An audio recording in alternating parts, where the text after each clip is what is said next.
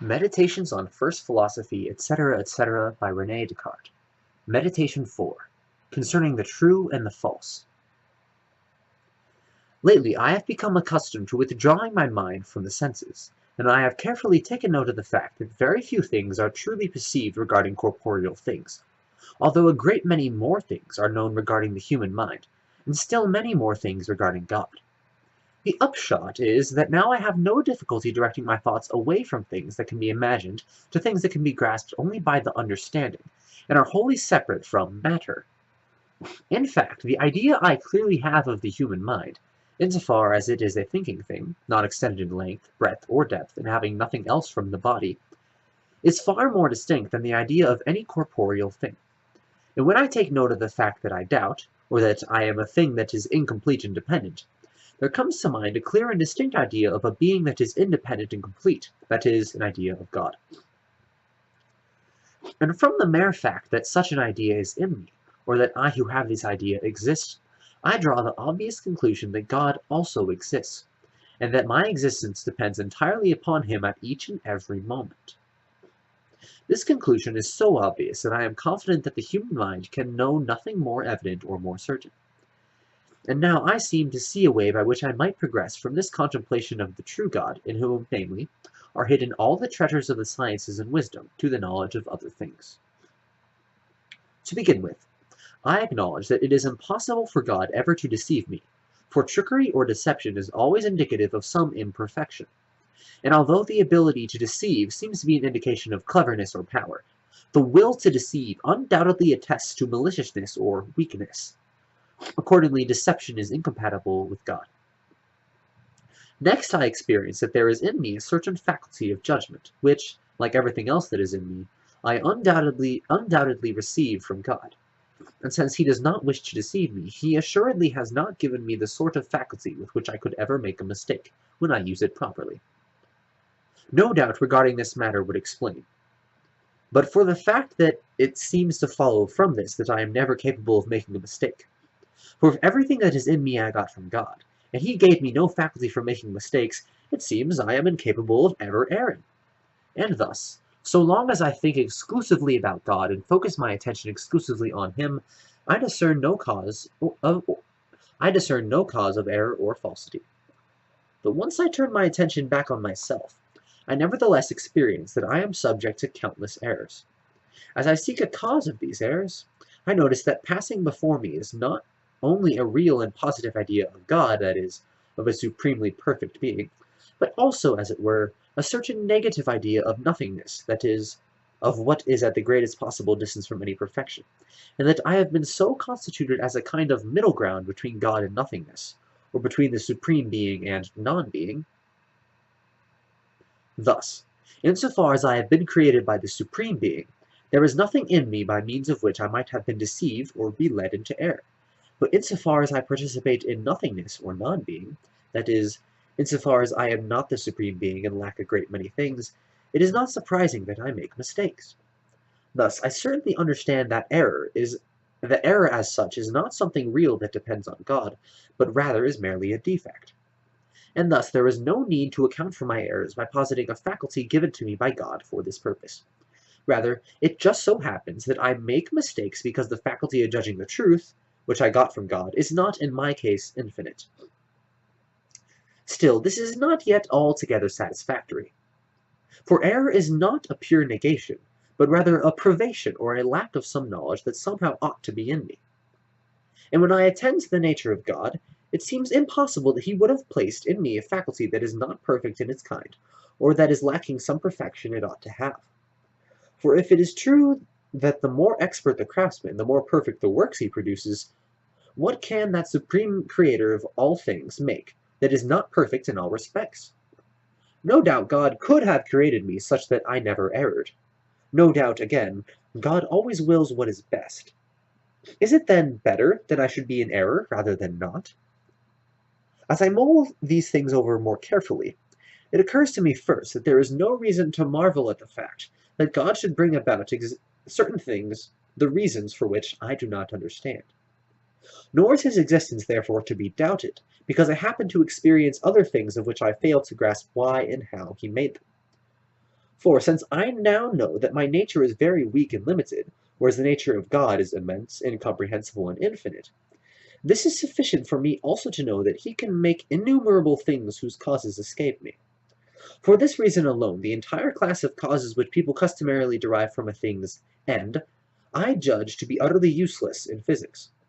It is not without rashness that I think myself capable of inquiring into the ends of God. It also occurs to me that whenever we ask whether the works of God are perfect, we should keep in view not simply some one creature in isolation from the rest, but the universe as a whole. For perhaps something might rightfully appear very imperfect if it were all by itself, and yet be most perfect to the extent that it has the status of a part in the universe. And although subsequent to having decided to doubt everything, I have come to know with certainty that only that I in God exist. Nevertheless, after having taken note of the immense power of God, I cannot deny that many other things have been made by him, or at least could have been made by him. Thus I may have the status of a part in the universal scheme of things. Next, as I focus more closely on myself and inquire into the nature of my errors, the only things that are indicative of some imperfection in me, I note that these errors depend on the simultaneous concurrence of two causes, the faculty of knowing that is in me and the faculty of choosing, that is, the free choice of the will. In other words, simultaneously on the intellect and the will. Through the intellect alone I merely perceive ideas, about which I can render a judgment. Strictly speaking, no error is to be found in the intellect when properly viewed in this manner. For although perhaps there may exist countless things about which I have no idea, nevertheless it must not be said that, strictly speaking, I am deprived of these ideas, but only that I lack them in a negative sense. This is because I cannot adduce an argument to prove that God ought to have given me a greater faculty of knowing than he did. No matter how expert a craftsman I understand him to be, still I do not for that reason believe he ought to have bestowed on each one of his works all the perfections that he can put into some. Nor, on the other hand, can I complain that the will or free choice I have received from God is insufficiently ample or perfect, since I experience that it is limited by no boundaries whatsoever. In fact, it seems to be especially worth noting that no other things in me are so perfect or so great, but that I understand that they can be still more perfect or greater.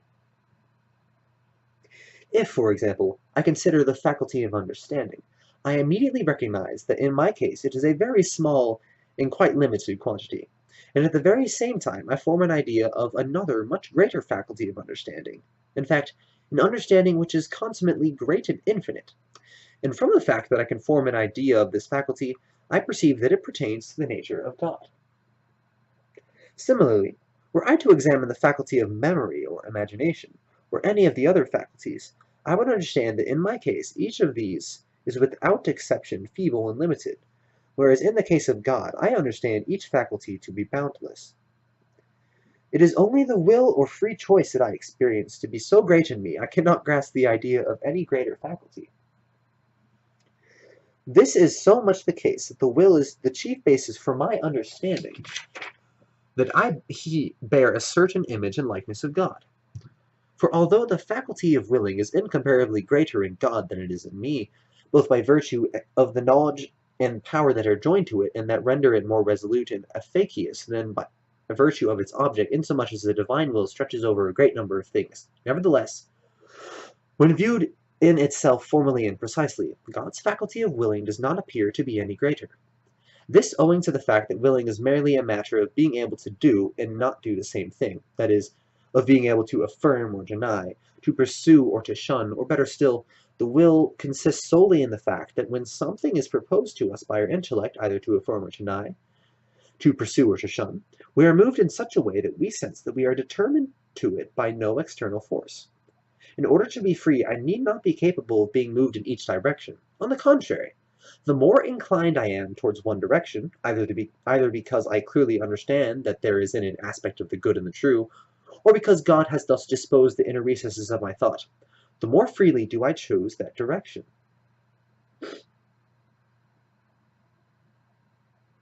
Nor indeed does divine grace or natural knowledge ever diminish one's freedom. Rather, they increase and strengthen it. However, the indifference that I experience when there is no reason moving me more in one direction than in another is the lowest grade of freedom. It is indicative not of any perfection in freedom, but rather of a defect, that is, a certain negation in knowledge. Were I always to see clearly what is good and true, I would never deliberate about what is to be judged or chosen. In that event, although I would be entirely free, I could never be indifferent. But from these considerations I perceive that the power of willing, which I got from God, is not, taken by itself, the cause of my errors, for it is most ample as well as perfect in its kind. Nor is my power of understanding the cause of my errors. For since I got my power of understanding from God, whatever I understand I doubtless understand rightly, and it is impossible for me to be deceived in this. What then is the source of my errors? They are owing simply to the fact that, since the will extends further than the intellect, I do not contain the will within the same boundaries. Rather, I also extend it to things I do not understand. Because the will is indifferent in regard to such matters, it easily turns away from the truth and the good, and in this way I am deceived and I sin. For example, during these last few days I was examining whether anything in the world exists, and I noticed that, from the very fact that I was making this examination, it obviously followed that I exist. Nevertheless, I could not help judging that what I understood so clearly was true, nor that I was coerced into making this judgment because of some external force, but because a great light in my intellect gave way to a great inclination in my will. And the less indifferent I was, the more spontaneously and freely I believe it. But now, in addition to my knowing that I exist, insofar as I am a certain thinking thing, I also observe a certain idea of corporeal nature. It happens that I am in doubt as to whether the thinking nature which is in me, or rather which I am, is something different from this corporeal nature, or whether both natures are one and the same. And I assume that as yet no consideration has occurred to my intellect to convince me of the one alternative rather than the other. Certainly in virtue of this very fact I am indifferent about whether to affirm or to deny either alternative, or even whether to make no judgment at all in this matter. Moreover, this indifference extends not merely to things about which the intellect knows absolutely nothing, but extends generally to everything of which the intellect does not have a clear enough knowledge at the very time when the will is deliberating them. For although probable guesses may pull me in one direction, the mere knowledge that they are only guesses and not certain and indubitable proofs is all it takes to push my ascent in the opposite direction. These last few days have provided me with ample experience on this point. For all the beliefs that I had once held to be most true I have supposed to be utterly false, and for the sole reason that I determined that I could somehow raise doubts about them. But if I hold off from making a judgment when I do not perceive what is true with sufficient clarity and distinctness, it is clear that I am acting properly and am not committing an error. But if instead I were to make an assertion or a denial, then I am not using my freedom properly. Were I to select the alternative that is false, then obviously I will be in error. But were I to embrace the other alternative, it will be by sheer luck that I happen upon the truth, but I will still not be without fault. For it is manifest by the light of nature that a perception on the part of the intellect must always precede a determination on the part of the will. Inherent in this incorrect use of free will is the privation that constitutes the very essence of error. The privation, I say, present in this operation insofar as the operation proceeds from me, but not in the faculty given to me by God, nor even in its operation insofar as it depends on him. Indeed, I have no cause for complaint on the grounds that God has not given me a greater power of understanding or a greater light of nature than he has. For it is of the essence of a finite intellect not to understand many things, and it is of the essence of a created intellect to be finite. Actually, instead of thinking that he has withheld from me or deprived me of these things that he has not given me, I ought to thank God, who never owed me anything, for what he has bestowed upon me. Again, I have no cause for complaint on the grounds that God has given me a will that has a wider scope than my intellect. For since the will consists of merely one thing, something indivisible, as it were, it does not seem that its nature could withstand anything being removed from it. Indeed, the more ample the will is, the more I ought to thank the one who gave it to me. Finally, I should not complain because God concurs with me in eliciting those acts of the will, that is, those judgments, in which I am mistaken. For insofar as those acts depend on God, they are absolutely true and good, and in a certain sense, there is greater perfection in me being able to elicit those acts than in not being able to do so.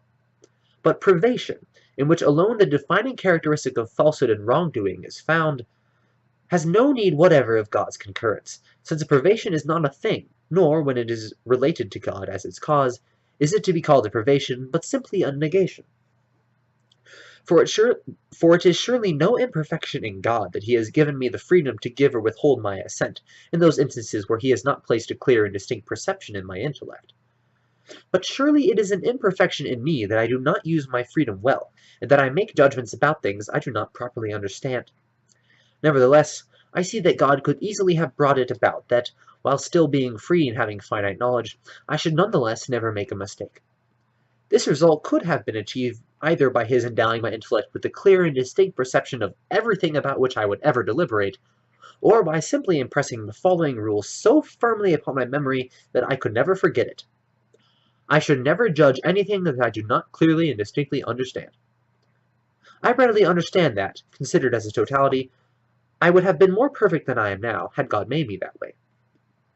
But I cannot therefore deny that it may somehow be a greater perfection in the universe as a whole, that some of its parts are not immune to error, while others are, than if all of them were exactly alike. And I have no right to complain that the part of God has wished me to play is not the principal and most perfect one of all.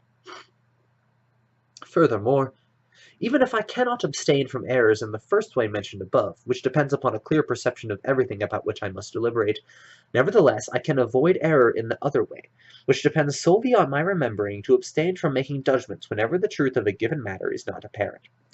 For although I experience a certain infirmity in myself, namely that I am unable to keep my attention constantly focused on one and the same item of knowledge, nevertheless, by attentive and often repeated meditation, I can bring it about that I call this rule to mind whenever the situation calls for it, and thus I would acquire a certain habit of not erring.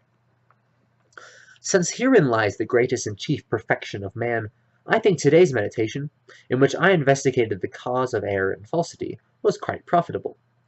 Nor can this cause be anything other than the one I have described, for as often as I restrain my will when I make judgments, so that it extends only to those matters that the intellect clearly and distinctly discloses to it, it plainly cannot happen that I err.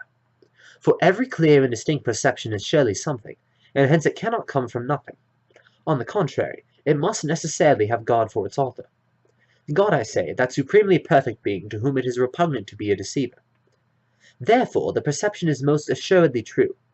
Today I have learned not merely what I must avoid so as never to make a mistake, but at the same time what I must do to attain truth. For I will indeed attain it, if only I pay enough attention to all the things that I perfectly understand, and separate them off from the rest, which I apprehend more confusedly and more obscurely. I will be conscientious about this in the future. End of Meditation 4.